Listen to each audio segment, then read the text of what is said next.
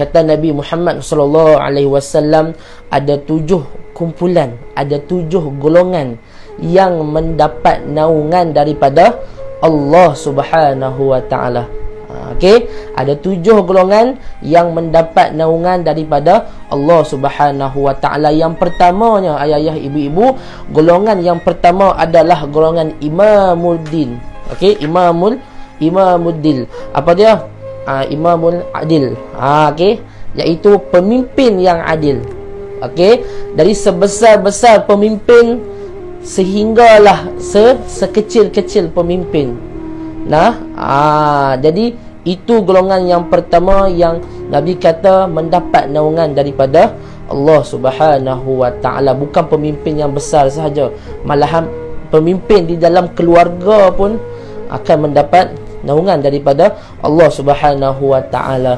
Dan yang kedua, ayah-ayah, ibu-ibu, golongan yang seterusnya yang mendapat naungan daripada Allah Subhanahu wa taala adalah pemuda-pemuda yang mana yang menghabiskan masa muda mereka ini untuk mentaati perintah Allah. Pemuda-pemuda yang mana yang habiskan waktu dia untuk mentaati perintah Allah. Makna kata bukanlah dia kata sampai tak buat kerja langsung, ayah-ayah, ibu-ibu, bukanlah sampai tak belajar langsung, tidak. Makna kata tu yang bekerja, dia bekerjalah. Yang mana yang belajar, dia belajarlah, ayah-ayah, ibu-ibu. Cumanya dia dapat menggunakan masa muda dia tu sambil-sambil dia mencari dunia, dan dia tidak lupa untuk mencari redha Allah, untuk mentaati perintah Allah. Itu yang golongan yang kedua yang Nabi sebut akan mendapat naungan daripada Allah Subhanahu wa taala. Yang ketiganya, ayah-ayah, ibu-ibu, ada satu orang ni, okey, lelaki atau perempuan, dia sentiasa takut kepada Allah. Okey, yang dia sentiasa takut kepada Allah, yang mana seseorang ini dia sentiasa merindui Allah. Dia sentiasa merindui Allah. Dan juga seseorang ini juga dia sentiasa, orang kata apa, ingin kembali kepada Allah. Ingin kembali kepada Allah Subhanahu wa taala, dan dia sentiasa berzikir, yang menyebabkan dia berzikir ni sehingga dia mengalir air mata.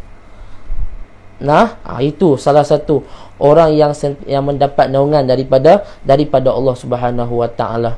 Yang sentiasa dia takut dengan perintah Allah ni, dia takut dengan Allah. Jadi dia buat amal ibadat tersebut.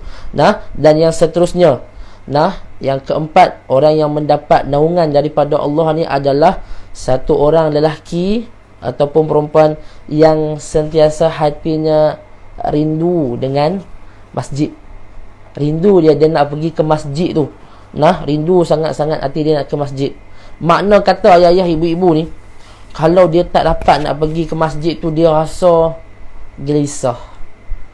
Okey, ataupun lelaki yang sentiasa pergi ke masjid tu, alhamdulillah, itu salah satu rezeki dia dapat pergi ke masjid.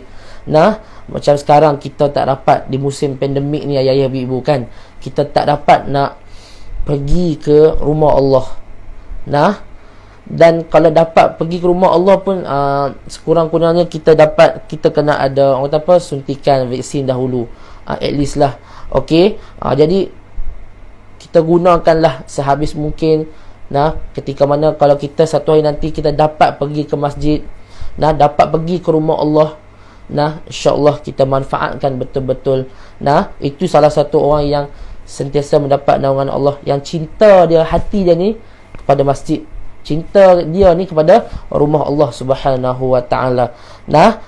Insya-Allah. Dan juga yang seterusnya, ayah-ayah, ibu-ibu, yang nak mendapat naungan, yang mendapat naungan daripada Allah Subhanahu wa taala adalah ada 2 orang sahabat, ada 2 orang lelaki yang bersahabat.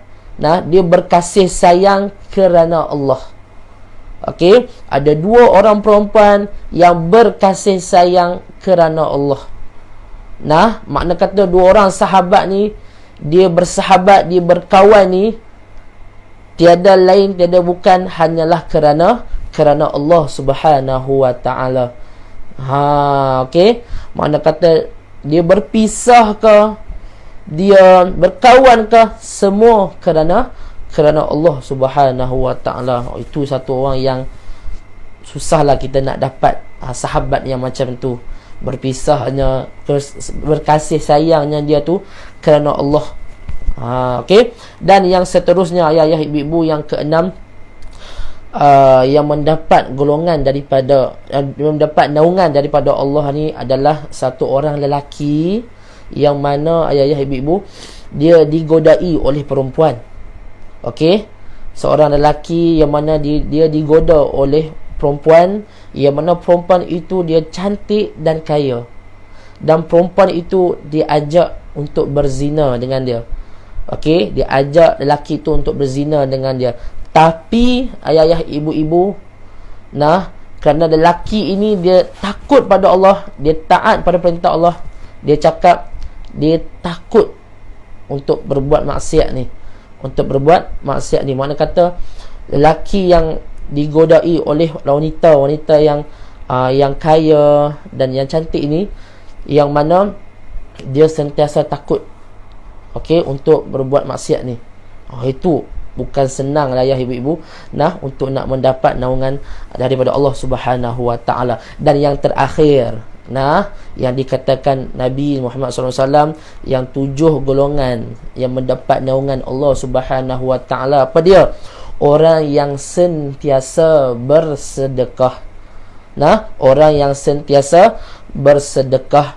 Makna kata dia bersedekah ni, ayah-ayah, ibu-ibu, sehingga menyebabkan dia bersedekah ni tanpa pengetahuan orang lain.